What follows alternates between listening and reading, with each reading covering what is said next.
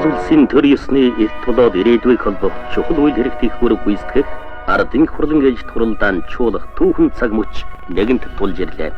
Тиймээс ард олны улс төрийн идэв хөрөнж их цааз хуулийн төслийн талаар олон үргэлж үзэл бодлоо илэрхийлсээр байлаа. Төрийн төлөө охтон вааж өгөх нэг хичээр ийм нэг үг байдаг. Гэхдээ төрийн улсынхаа төлөө хүн бүхэн одоо хүчин зүтгэх явдал ялангуяа өнөөдөр зах зээлийн эдийн засаг шилжиж байгаа энэ үед улс төрийн энэ хямралтай байгаа үед бол хүн бүхэн одоо засаг төрийнхөө бодлогонд өөрийнхөө санал бодлоо хэлэх зүйлтэй гэж бодож байгаа л да. Ийм учраас би бол энэ ардын их хурлын 2 дугаар чуулганаар одоо үндсэн хуулийн тухай хэлцэх гэж байгаа энэ үед яс нэг санал хэлмээр байна. Жишээлбэл одоо энэ төрийн бэлэг дэмдэг болсон сүлдийг далбааг тэрийн дуулыг өөрчлөх тухай асуудал хэлцэх гэж явж байна. Эдийн засгийн энэ хямралтай үед ингэж өөрчлөх явдал маш бэрхшээлтэй байх хэл да. Ялангуяа төрийн сүлдэн дотор тонхор шуумны дүртэй байна гэсэн ийм одоо төсөл зураг орж байгаа. Гэтэл энэ маань бол бас манай ард түмний бодол санаатай бол бас нийцэхгүй байх гэж би боддог. За миний бодож санаж байдгаар бол үндсэн хууль, их цааз гэдэг энэ хоёр асуудлуудаа яригдаад олон түмэн их маргаж явах юм аа. Миний бодлоор бол энэ хуулийг үндсэн хууль гэднээр зүйтэй болов уу гэж би санддаг. Одоо болох ардын их хурлаар их цаазын төслийг бид хэлцэж байна. За энэ дотор манай засаг л ямар байх вэ гэдэг гол одоо асуудал болж депутатуудын анхаарлыг татаж байна та. Миний бодож байгаагаар бол манай улсын хувьд энэ зах зээлийн эдийн засаг шилж байгаа энэ экзекутив үед хүчтэй ерөнхийлөгч шүүхий парламентын засаг байх нь зүйлийг хэлж байгаа юм. Олон үргэлж үзэл бодлын нэгэн томоохон илэрлэл нь Монголын тус гар тогтнолыг хамгаалах 281 холбоо бусад эвэл холбоодоос эрх чөлөөний талбайд хамтран зохион байгуулсан цуглаа юм. Тус цуглаанаас их цаазын төслийг хэлцэхээс өмнө улсын баг хурал, засгийн газрын тайлан хэлэлцэх, улсын баг хурлын бүрэлдэхүүнийг шинжлэх, улсын нэр, үндсэн хуулийн нэр, төрийн далбааг хэвээр байлгах зэрэг саналаа ардын их хурлын хуралдаанд өргөх хүчтэй дурджээ.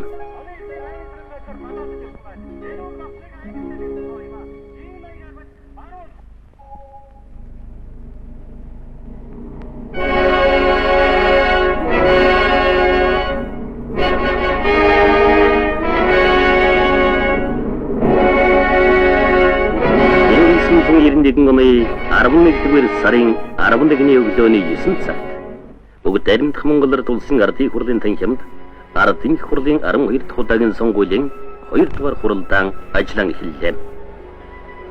Бүгд баримтах Монголд улсын ардын их хурлын 2 дугаар хуралдаанд ардын их хурлын депутат 427 ирэхээс 420 депутат ирж хуралдааны эрс 98.4% байгааг ардын их хурлын дарга гомбоч депутатуудад танилцуулж ардын их хурлын 2 дугаар хуралдааны ажиллагааг нээснийг мэдгдлээ.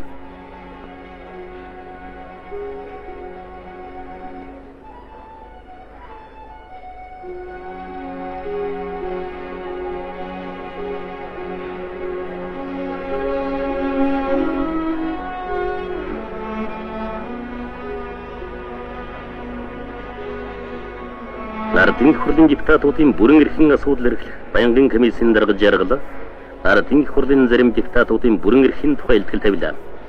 Депутатууд илтгэлийг хэлцээ 119-р тойрогт явагдсан сонгуул бүгд наримдах Монгол ард улсын ардын их хурлын депутатуудын сонгуулийн хуулийг зөрчсөн тул тус тойрогт депутатаар сонгогдсон Дамжин сүрэнгийн Цэйн ойдын депутатын бүрэн эрхийг түтгэлзүүлэх тухай тогтоолын төсөлтэй танилцлаа. Хуралдаан зохион байгуулалтын асуудал хэлцэж 42 дугаар тойргийн депутат Монгол ардын хувьс албаны дарга Дашиндан бус намуудын удирдлагатай зөвлөлдсөний дагуу ардын их хурлын даргаар 318 дугаар тойргийн депутат уртнаас сонгох санал орууллаа. Депутатуудын олонхын саналаар депутат уртнаас ардын их хурлын даргаар сонгож баталлаа. Ардын их хурлын урлагч даргаар депутат Мондо, Батбаяр, Жагай, Лохос нарыг сонгож баталлаа. Бүгд наримдах Монгол ард улсын дэд ерөнхийлөгч улсын баг хурлын дарга Гончигдорж ардын их хурлын дарга уртнасанд Монгол улсын их цааз түүний хавсралт хуулийн төслийг гардууллаа. Депутатууд ардын их хурлын 2 дугаар хуралдааны дэгийг хэлэлцэж депутатуудын санал болон ардын их хурлын дарга уртнасангийн санаачилгаар хуралдааны дэгийн төслийг хянан боловсруулах редакцийн комиссийг депутат Баяраар ахлуулан байгуулж санал нэгтээ баталлаа. 2 дугаар хуралдааны дэгийн талаар олон депутатууд санал хувилбарууд гаргалаа. хуралдааны дэг боловсруулах редакцийн комиссийн дарга баяр депутатуудын олонхын саналыг харгалзан хийсэн засвар өхий дэгийн төслийг уншин танилцуулж депутатууд 94% саналаар зөвшөөрв.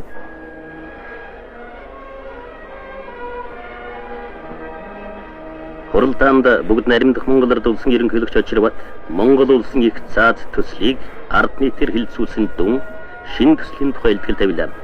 Эрхэм хүндэт Ардын их хурлын дарга депутатуудаа хүндэт зочдоо аливаа улс гүрний түүхэн тохиолдог онц чухал үйл явдлын нэг нь төрийн дээд хуулиа батлаж даяар олон доо тунхаглан зарлах явдал байдаг.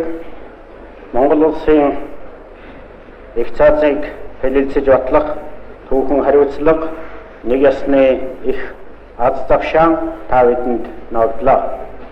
Бид Монгол улсын шилжилтийн энэхүү зөв цаг үе ирээдүйн шалгалтыг давж чадах хэр ардчилсан шудраг хууль баталхаас Монгол улсын ирээдүй өөрчлөн байгуулалт шинжилгээний хувь заяа бүхэлдээ шалтгаална. Ерөнхийлөгч очирват цааш нь хэлэхдээ их цаазын төслийг боловсруулах болсон шалтгаан төслийг ард түмнэр хилцүүлсний үр дүн дөрөдөд бид шинэ үндсэн хуулийг баталж амьдралд хэрэгжүүлснээр Монгол оронд эхэлсэн өөрчлөн байгуулалт ардчилсан үйл явц эргэлт буцалтгүй болохыг дэлхийд хэнд хуульчлан тунхаглаж Монгол улсын маань нэр төрөсч монголчууд бид ардчлалын төлөө тэмцэж зүтгэснийхэн үр шимийг хүртэх болно. Бидэнд сонгож явсан замаас ухарч буцах зам байхгүй гэж. Ардын их хурлын түүхэн их хариуцлагатай нэн онцлог үхий хуралдааны ажиллагаанд амжилт хүсье. Их орныхоо хөгжил дэвшлийн төлөө хичээнгүйлэн зүтгэцгээе та бүхэнд баярлалаа.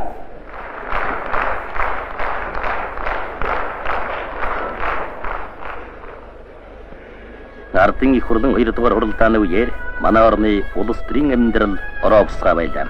Автобус вазын жолооч үйлчлэгч нар ажил хийж салин хөлсөө нэмхийг шаардаж Сүхбаатарын талбайд авир мэд удажгүй нарын хүмүүс өлсгөлн зарлаа. Тэд баг хурлын нэрийн бичгийн дарга чимэл улсын прокурор ээж бүхэн удирдлагыг өгцруулах Отхон баяр ган зэрэг нарын хэргийг түргэн шийдвэрлэхийг шаарджээ.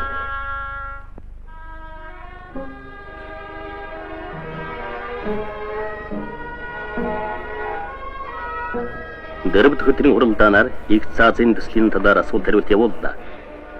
Улсын баг хурлын дарга гончигдоржод бичгээр ирүүлсэн их цааз улсын нэр төрийн өмчин газрыг Монгол улсын болон гадаадын иргэн харьяалгүй хүнд түрээсээр эзэмшүүлэх Монгол улсын засаг захиргааны нэгж шашин төрийн харилцаа их цаазын цэцгийн гүйцэтгэх үүрэг гишүүдийг хаанаас хэн томилох зэрэг олон асуултад тодорхой хариулт өглөө.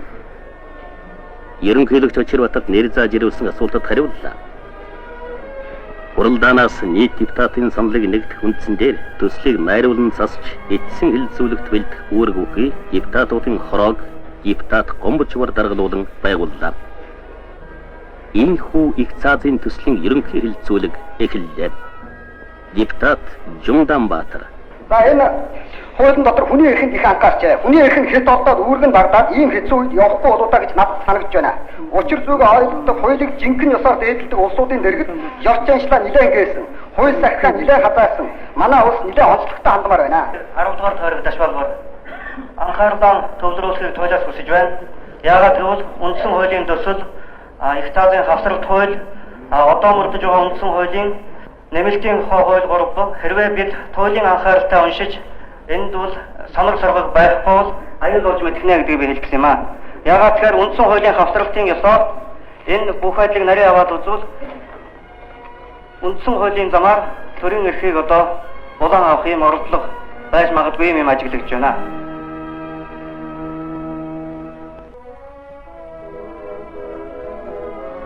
Их цаазын ерөнхий хилцүүлэгтд 120 гаруй депутат өггөж ерөнхий санал шүүмжиллийг маргааны эцэст олонхын саналаар тасалж төслийн бүлэг зүйлийг хилцэж эхэллээ.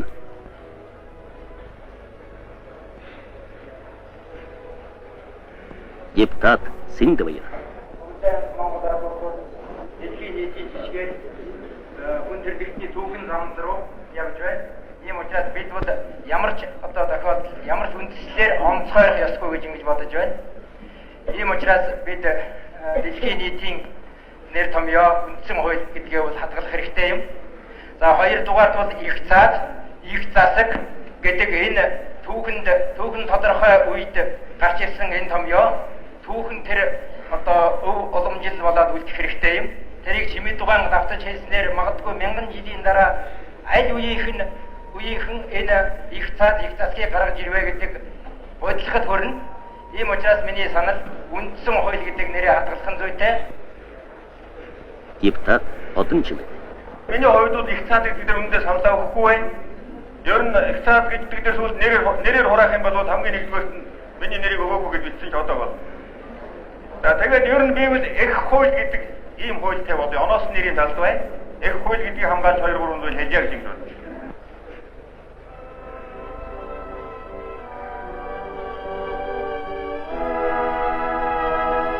Ерөнхийлөгч очирватын санал болон депутатуудын дийлэнх колонкийн зөвшөөрснөөр ерөнхийлөгч очирват намууд болоод хуралдаанд албан ёсоор бүртгэгдсэн бүлгүүдийн аглагч нартай уулзаж саналуудаа солилцлоо. Улсын нэрийн тухайд Монгол улс гэсэн төслийн хувилбараас гадна бүгд найрамдах Монгол ард улс, бүгд найрамдах Монгол улс гэсэн санал дээр харьцангуй олон депутат тогтвортой зогсож байлаа.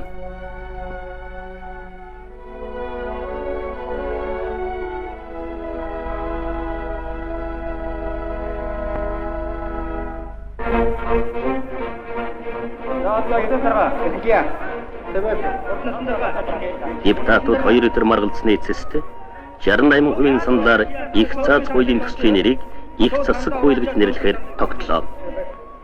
Депутат Адьятулах. Эхлээд бид нэр улсынхаа нэрийг ярих хэрэгтэй байсан. Улсын нэрийг шийдэж дараагаар нь үндсэн хуулийнхаа нэрийг орох хэрэгтэй байсан. Тэгэхээр манайх бол ер нь тусгай тогтнол одоо баталгаатай хадгалж байна уу? Эдийн засгийн талаар баталгаатай хөндлөж байна уу? Ер нь одоо эдийн засгийн дан буурал бүхэл юм доошж байна шүү дээ. Ер нь сэргээ мандал гэж ярьж байгаа энэ бол доошоо сэргээ мандаж байгаа амьдтай. Улсынхаа нэрийг ер нь цаашдаа ирээдүйтэй байх талаас нь бүгд найрамд Монгол улс одоо гэж нэрлэх юм одоо тэрэн дээр одоо санал өгчээд депутат Ямдан Жамц. Ингээд би малчин ард олон төмнөө бол хүндгээд бүгд найрамд Монгол ард улсын нэрийг хэвээр нь байлгах саналтай байж байгаа. Сая мөнгө нэдэ хэдэн депутатууд бол энийг ярьлаа гэж бодож байна. Дараагийн дугаарт нэг бодогдож байгаа зүйл бол энэ нэр улсын нэр хууль хоёр дээр тийм 8 хийх маяг байх шиг байна гэж бодож байна. За энд бол юу гэхээр хэрвээ Монгол улс гэдэг нэр чих юм уу хамаагүй үндсэн хууль гिचээ гэж байгаа болтой байна байхаар танаас. Бүгд найрамд Монгол улс гिचэх юм бол их засаг гिचээ гэж байгаа болтой юм шиг байна. Бүгд найрамд Монгол ард улс гिचэх юм бол заавал их таад гэж нэрлэндэ гэж. Ингэж барьцаа тавьцаа байгаа юм уу гэсэн одоо ийм хуваагдмал бодлоос байна уу гэж ингэж бодож байна. Дардын хурлын даргууртнаас төсөлд санд болгосон нэрийн талаар тайлбар өгөхийг баг хурлаас хүслээ. Баг хурлын тайлбарыг депутат Чимэд Баяр нар хийлээ.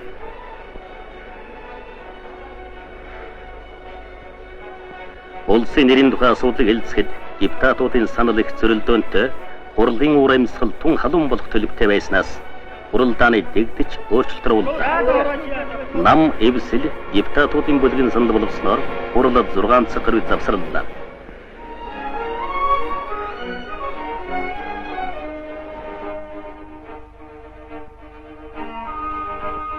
Депутатуудын ардчилсан эвслийн бүлгийнхэн зөвшөлдөж их цааз төслийг 400 гаруй депутат хэлцэхэд бэрхшээлтэй байгааг харгалзан нийт депутатуудыг 4 бүлэгт хувааж төслийг хэлцэх нь зүйтэй гэсэн санал хуралдаанд оруулахаар тогтлоо.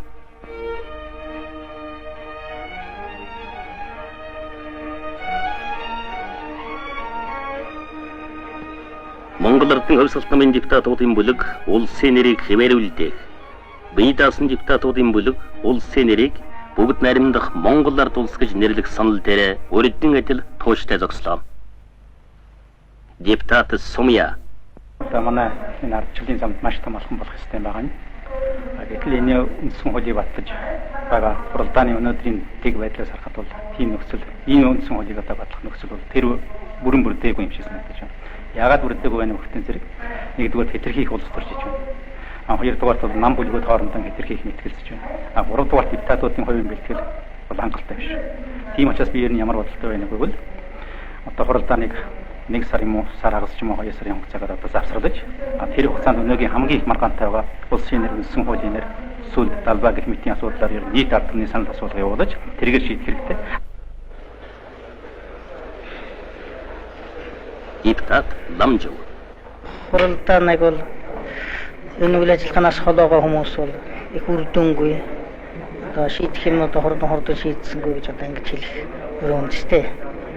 Зүгээр яг энэ дотор нь байгаа энэ бүх арчлалын одоо зүдэргэнтэй үйл явцыг биеэр амсаж байгаа бидний хувьд бол энэ бас ойлгож болох зүйл.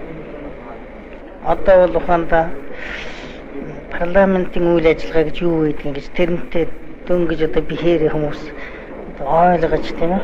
Яаж бодол саналаа илэрхийлэх вэ? Энэ дөнгөж сурч байна.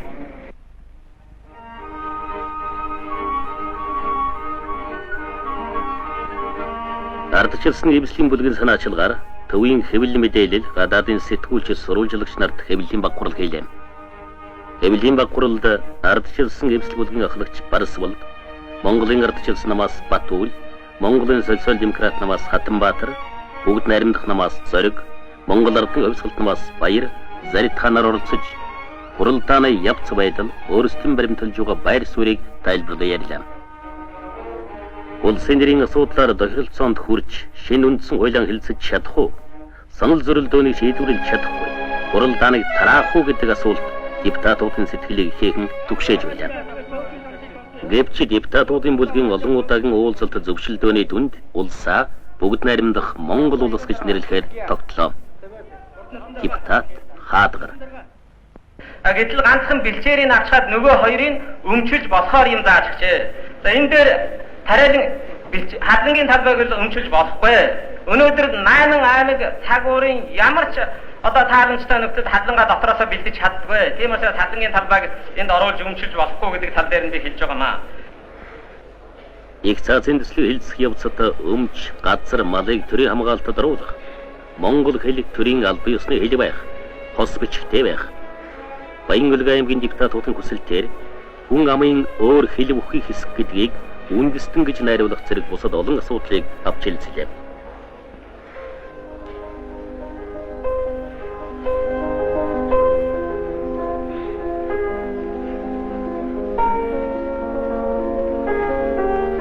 Монгол улсын төрийн сүлдэт албаа төрийн тамга депутатуудын хувьд хурц асуудлуудын нэг байлаа.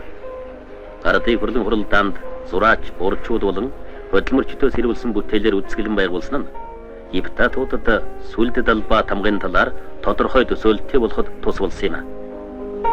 Төрийн сүлдэт албаа тамга тэмдгийн тухай 12 дугаар зүйлийг хэлэлцэж, депутат гүр базрын саналаар шууд санал хурааж 1, 2, 6, 7 дугаар заалтыг төслийн хувилбараар үлдээж бусад заалтыг нээлттэй орхисон юм. Ингээд шинэ сүлдэт албааны их загварыг бүтээсэн зураач Тэнгис болтын тайлбарыг сонслоо. Депутат Аварцэг. Энэ сүлд туг тамга дуудал дээрээ бол үндсэн өөрчлөлтийг ямар хэмжээнд хийх үү гэдэг саналыг депутатуудаас санал хурааж нэг аваад тэр уран бүтээлчид нөр харж иж ерөнхий бодлыг бол ойлгоно. Ямар элемент байлгах, ямар элементээр хасах, нэмэх гэдгийг мөн санал хураад нэг аваад. Ингэмээр байна. Үүний урд авсан тэр саналын хууд усчил бол ер нь нэлээд хүмүүс бас сайн учрыг ойлгохгүй буруу тагсалж байж болохоор нөгөөхэн тоо номер болсон хуудас байсан шүү. Тэгэхээр ер нь депутатуудын батлах эрх бүхий депутатуудын санаа бодолд үндсэнд нь тохируулах маягаар уран бүтээлчид юм хийхгүй бол бас урамгүй юм болж мэдээ.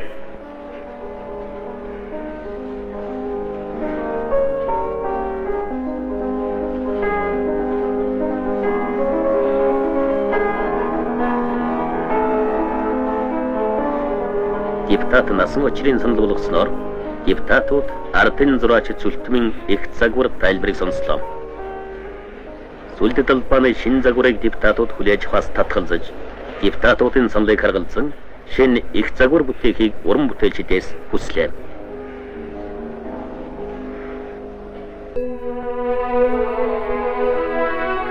Депутатууд хүний эрх чөлөө өсөн 2 дугаар бүлгийн зүйл заалтуудыг хэлэлцэж эхэллээ. Депутат Сунай. Дээр үггэлсэн эрхэм депутат Жадсан очирчуу нарын саналыг дэмжиж Энэ шүүх гэдэг бол бусад хуульчдыг хоёр дугаарт үзсэн. Ямар шүүгчийн өмнө ерөнхийлөгчийг хамаагүй дуудаж одоо байцааж байх мэрэгжлийн одоо зүйлийг бүхний дээр тавьсан ганц мэрэгжлийг буруу утга байна. Шүүхийн өмнө тэгш байна гэдэг энэ үгийг авахгүй бол хууль ихээхэн завхарнаа гэдгийг би хариуцлагатай хэлхийг хүсэж байгаа. Хуралдаан цаашургалжилж, ширүүн маргаан зарим үед хуралдаан мухардмал байдалд орж байлаа. Депутатуудын голмаргалсан асуудлууд нь улсын их хурлын гишүүдийн тоог 102 байлгаа. Улсын их хурлын гишүүний 50-аас доошгүй хувийг аймагуудаас сонгох. Парламентыг 2 танхимаас бүрдүүл. Ерөнхийлөгчийг сонгох үйл ард түмний сонгох хураалтаар эхэлж парламентаар шийд ерөнхийлөгчийн бүрэн эрхийн талаарх заалтуудад онц байдал тогтоох. Сэрэг хөдөлгөөн их хурлын баталсан хуульд хориг тавих. Улсын их хурлыг тараах хэрэгтэй байх. Засгийн газрын төсөвт мөнгө гэж оруулах. Улсын банкыг парламентын мэдэлд байлгахгүй, засгийн газрын мэдэлд байлгахгүй зэрэг асуудлууд байлаа.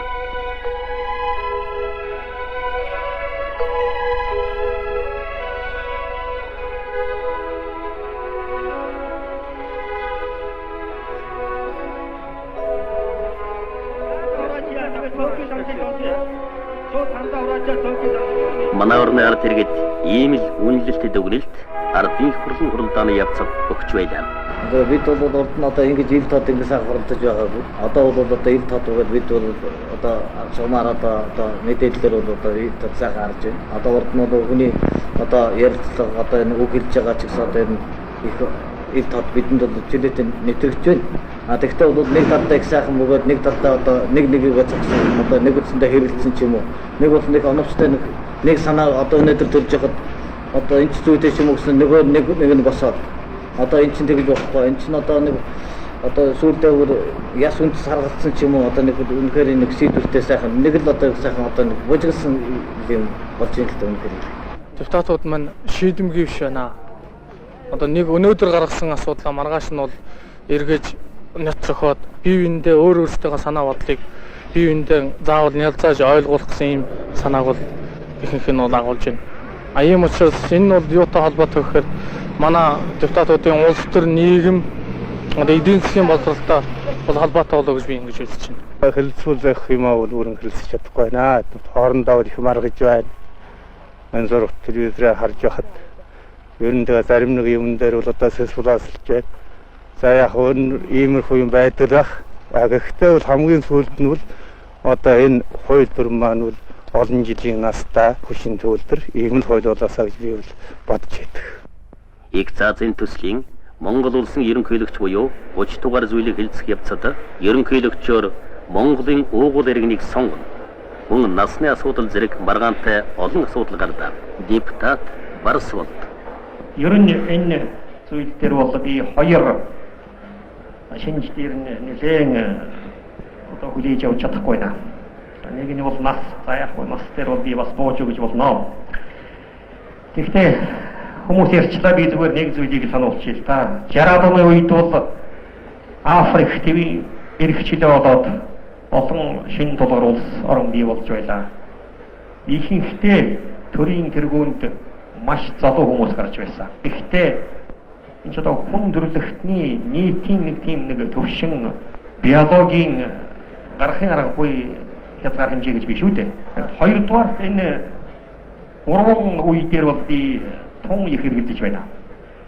Зүгээр яг би зарим талаар гол санаагаар нь депутат инх батай дэмжиж байгаа юм. Гэхдээ арай өөр талаас. Ер нь нас хүйс удам үе гэж ингэж нэг хайгуул судлаа явуулж ихэд бол бид бол тун хэцүү байдалд орно. Харин дээр хатан байдаг. За миний хувийн санд бол энэ дээр насцаа хэрэггүй гэж хэлж байгаа.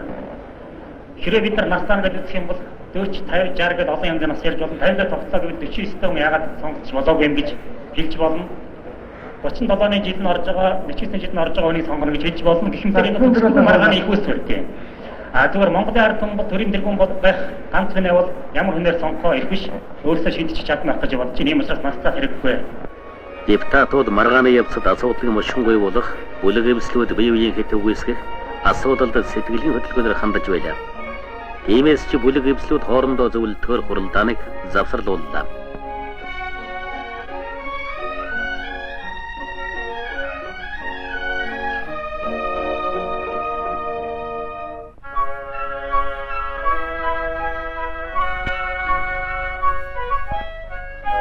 Ардчилсан эвсэл бүлэг хуралдааны завсралгаар зөвшөлдөн төслөөр буюу ерөнхийлөгчийн сонгуулийг ард түмнөөс эхлэж парламент дээр дуусгах нь зүйд нийцэх асуудал гэж тохиролцлоо.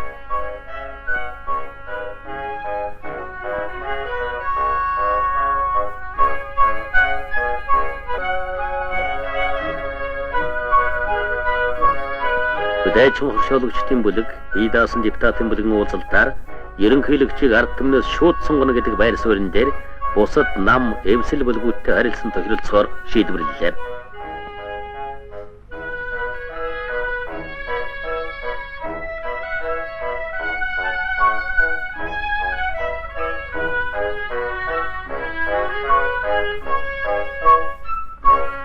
Ерөнхийлөгч очирват намуудын төлөөлөгчдтэй хуралдааны мухардмал байдалд орсон асуудлаар санал солилцож дараа нь хүлээжин хуршоологчдын бүлэг бие даасан депутатуудын бүлгийн ахлагч Бат Эрдэнэ Даш Балбар нартай уулзлаа. Уулзалтын дүнд мухардмал байдалд орсон заалтуудаар нам эвсэл бүлгүүд харилцсан буулт хийж тохиролцоонд хүрлээ.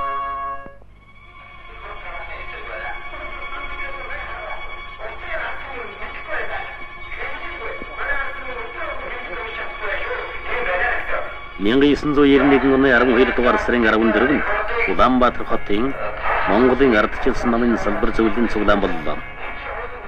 Цуглаанд оролцогчдод их засаг хууль ардчилсан хэлбэрээр батлагдах ёстой шаардаад их засаг хуулийг хэлцэх явцад ардчилсан хэм хэмжээг зөрчин аялдан дагаж байгаахан хойшид бодох ёстой гэж Монголын ардчилсан намын дарга Батуул анхаарууллаа.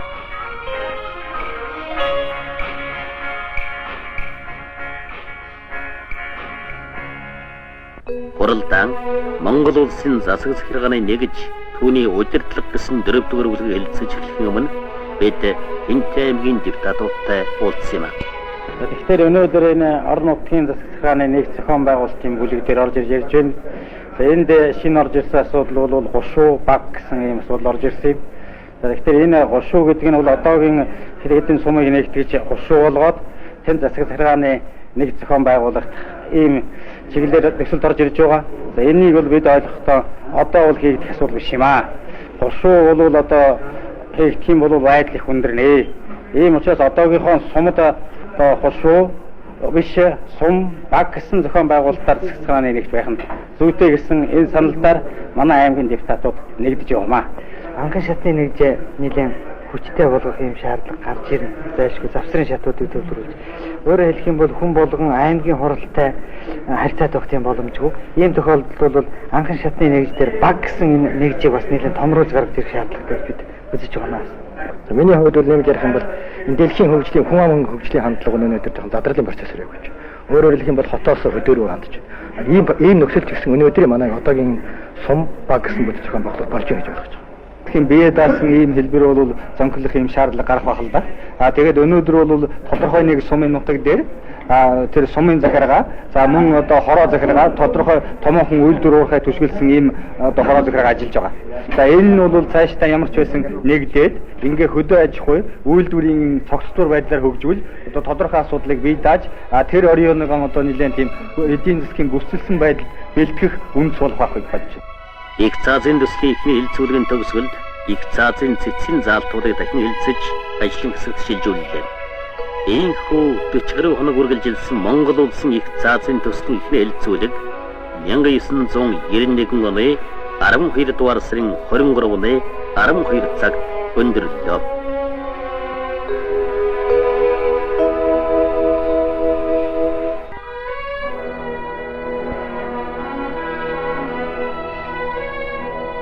Их цаазын төслийн 2 дахь хилцүүлэгт бэлтгэж санал зөрөөтэй асуудлаар депутатуудын хорооны гишүүд нам эвсэл бүлгийн ахлагч нар харилцсан тохиролцоонд хүрлээ.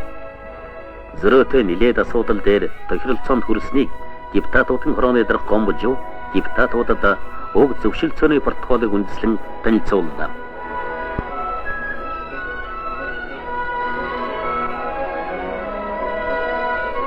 1991 оны 12 дугаар сарын 27 өдөр их цаазын анх дугаар хилцүүлгээр баталсан өөрчлөлтөд тусгасан бүгд наримдах Монгол ардуулсан их засаг хуулийн 2 дугаар хилцүүлэг эхэллээ. Улсын баг хурлын нарийн бичгийн дарга үндсэн хуулийн их баригч чимэд ардын их хурлын 2 дугаар хуралдаанаар баталсан нэмэлт өөрчлөлтөд тусгасан ихийг зүйл, заалт, өгүүлбэр, цэг тасалбараар уншиж танилцууллаа.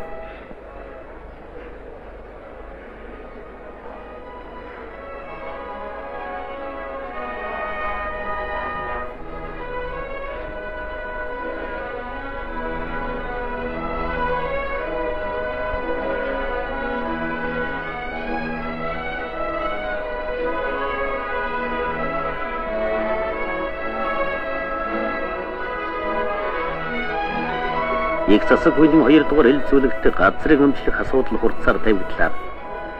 Газрын асуудалтай холбогдуулж ерөнхий сайд Бямбсүрэн депутатуудын хүснээр зарим асуултад хариу өглөө. Депутатууд ширүү маргалцсны эцэст газрын тухай бүлгийг баталлаа.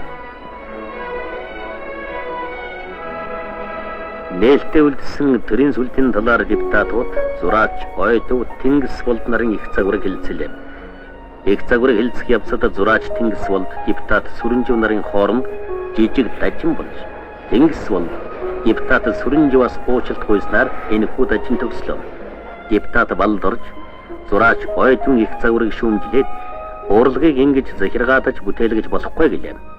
Депутат Банд Сайран болон бусад хэд хэдэн депутат зураач ойдын бүтээл Морис Соёмб 3 эрдмийг дээдлсэн сүлтийн төслийг дэмжлээ.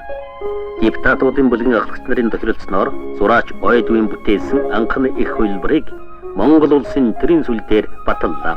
Төрийн далбааг 5 хашиг хасж алтан соён бүхий улаан цэнхэр улаан өнгийн далбаа хэвээр байхаар болон төрийн дууллын үгийг эрдэмтэн зохиолч Дамжин сүрэнгийн зохиолсон сүлд дууллын 2 дугаар бадгийг хасаж баталлаа. Мөн их засаг хуулийн нэрийг өөрчилж Монгол улсын үндсэн хууль хэмээх нэрийг депутатуудын 83% саналаар баталж улсаа Монгол улс гэж нэрлэхээр тогтлоо. Ийхүү Монгол улсын хуулийн төслийг хэлцэж дууслаа. 1-р сарын 13-ны өглөөний хурлаан 10 цаг эхэллээ. Үндсэн хуулийн ихийг баригч чимэд төсөлд оруулсан өөрчлөлтүүдийн талаар мэдээлэл хийлээ.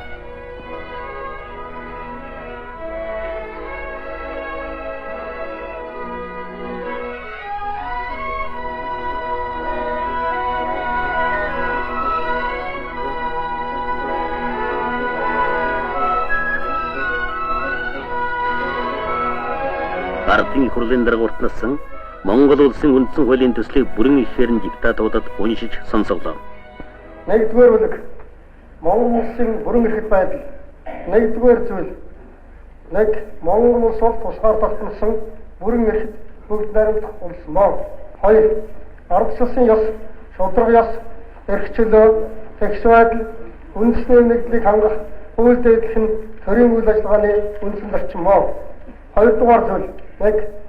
Монгол улс төрийн байгууламжийн хувьд нэгдмэл байна. 2. Монгол улсын нутаг дэвшгэр зөвхөн засаг захиргааны нэгжид хуваагдана. 3 дугаар зүйл 1. Монгол улсад засгийн бүх эрх ард түмний мэдэлд байна. Монголын ард түмэн төрийн үйл хэрэг шууд оролцож мөн сонгож байгаа улсын төрийн эрх барих төлөөлөгчдийн байгууллагаар уламжлан энэ хөрхөө эдлэн. 2. Төрийн эрх мэдлийг хууль бусаар авахар зовдохыг хориглоно. Депутатуудад Монгол улсын үндсэн хуулийг уншин сонсгосны дараа ардын хурлын дарга уртнасан үндсэн хуулийг батлуулахаар санал хураахад депутатуудын 99% зөвшөөрч 1 хүн татгалзаж 2 хүн бүтгэлзэлээ.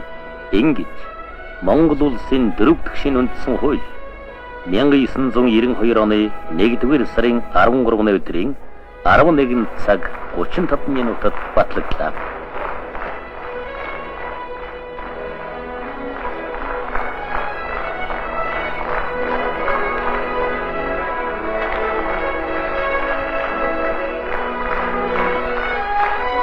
Монгол улсын үндсэн хуулийг баталсантай холбогдуулан ерөнхийлөгч Очирбат үг хэллээ.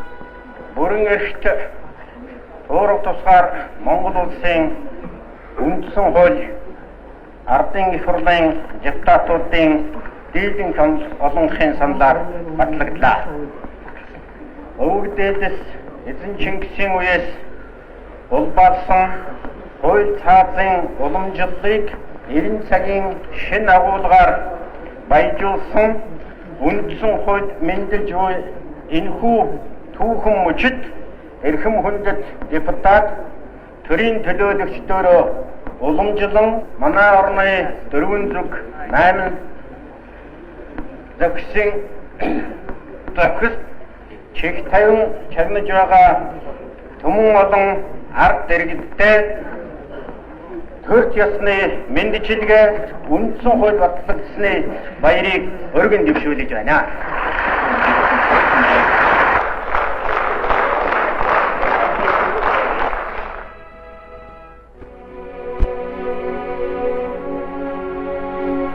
(1992 оны 1-р сарын 15-ны өдөр Улсын тэмбэрэлтэй энэ өдрийн өглөө Монгол улсын үндсэн хуулийн эхийг нотлох төрийн шинэ сүл талбайг залгах ёслолоо бүгд наримдах Монгол Ард улсын ардын хурлын танхимд боллоо.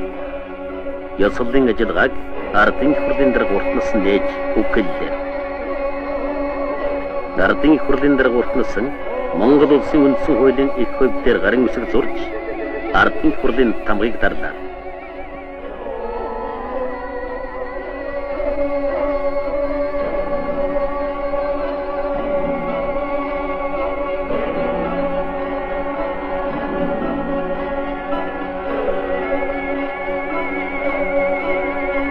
Монгол улсын үндсэн хуулийн уг их энэ болоо гэж бичээд бүгд наримдах Монгол Ард улсын ерөнхийлөгч Консулмагийн очрот хэмээн гарын үсгээ зурж үндсэн хуулийн эхийг баталгаажууллаа. Ийхүү ардын хурлын 12 дахь удаагийн сонгуулийн 2 дугаар хурлаа 76 хоног уралдаж өндөрлөө.